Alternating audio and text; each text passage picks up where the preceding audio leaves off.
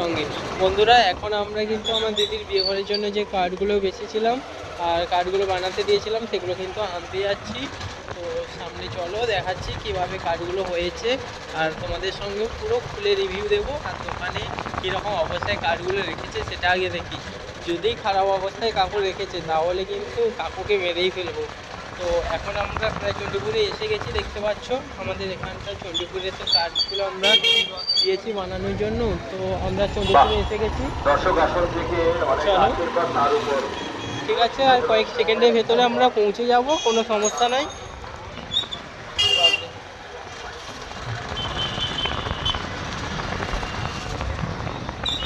আরও বড় করবো, ভয়েসটা অফ করে দেবো। চলো কোনো